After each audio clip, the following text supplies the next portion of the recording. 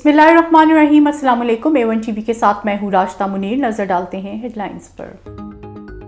میری جان کو ابھی بھی خطرہ ہے، دوبارہ حملہ ہو سکتا ہے۔ عمران خان کا فرانسیسی ٹی وی کو انٹرویو۔ بولے 6 ہفتے قبل عوامی جلسے میں بتا دیا تھا کہ مذہبی جنونی کے ہاتھوں قتل کی منصوبہ بندی ہو رہی ہے۔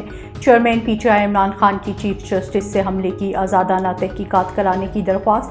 چیئرمین PTI عمران خان کی PTM پر بھی تنقید۔ عمران خان نے کہا لوگ ان مجرموں کو نہیں چاہتے جو اس وقت حکمران ہے۔ حکومت امریکہ نے گرائی، عوامی مفاد میں اسے پس پش ڈال دیا۔ ملک کا مفاد امریکہ کے ساتھ اچھے تعلقات میں ہے۔ لانگ مارچ کے خلاف درخواست غیر مؤثر قرار۔ سپریم کورٹ نے سینیٹر کامران مرتضیٰ کی درخواست نمٹا دی۔ چیف جسٹس پاکستان نے ریمارکس دیے کہ لانگ مارچ سیاسی مسئلہ ہے، اس کا سیاسی حل ہو سکتا ہے۔ واضح طور پر آئین کی خلاف ورزی کا خطرہ ہو تو عدلیہ مداخلت کرے گی۔ احتجاج کا حق لامحدود نہیں، آئینی حدود سے مشروط ہے۔ چیف جسٹس اطہر من اللہ بولے یہ ایگزیکٹ کا معاملہ ہے، انہی سے ہی رجوع کریں۔ انتظامیہ کے پاس وسیع اختیارات ہیں تو مداخلت کیوں کریں؟ غیر معمولی حالات میں ہی عدلیہ مداخلت کر سکتی ہے۔ لانگ مارچ کے دوسرے مرحلے کا آج 8واں روز۔ شاہ محمود قریشی کی قیادت میں مارچ جہلم سے دینا پہنچے گا۔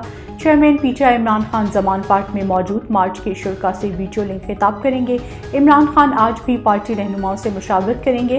اسد عمر کی قیادت میں چلنے والا قافلہ آج خوشاب میں پڑاؤ ڈالے گا۔ PTI دھرنوں کے باعث راستوں کی بندش کے خلاف تاجروں کی درخواست۔ اسلام آباد ہائی کورٹ نے درخواست PTI دھرنے NOC کیس کے ساتھ یکجا کر دی۔ چیف جسٹس عامر فاروق نے ریمارکس دیے کہ کسی کو حق نہیں کہ وہ موٹر وے پر دھرنے کے لیے کھڑا ہو جائے۔ جلسہ کرنے والوں کا حق ہے، عوام کے حقوق بھی متاثر نہیں ہونے چاہیے۔ ہائی ویز اور موٹر وے سے متعلق فیڈریشن ڈائریکشن دے سکتی ہے۔ لال حویلی کے اوپر ڈرون چلایا جا رہا ہے۔ شیخ رشید کا ٹویٹ، کہتے ہیں کہ پہلے قتل کی دھمکیاں اور اب ڈرون، یہ شرارت کرنا چاہتے ہیں۔ ڈرون کی ویڈیو حکام بالا کو بھیجتی ہے۔ حکومت سیاسی فائر بال سے کھیل رہی ہے۔ آصف علی زرداری بھی سازش میں کمیٹی ڈالنے اسلام آباد پہنچ گئے۔ سیاسی گن 10 روز میں صاف ہو جائے گا۔ A1 TV سے فی الوقت اتنا ہی۔ مزید باخبر رہنے کے لیے دیکھتے رہیے A1 TV۔ A1 TV، سب پہ نظر، اندر کی خبر۔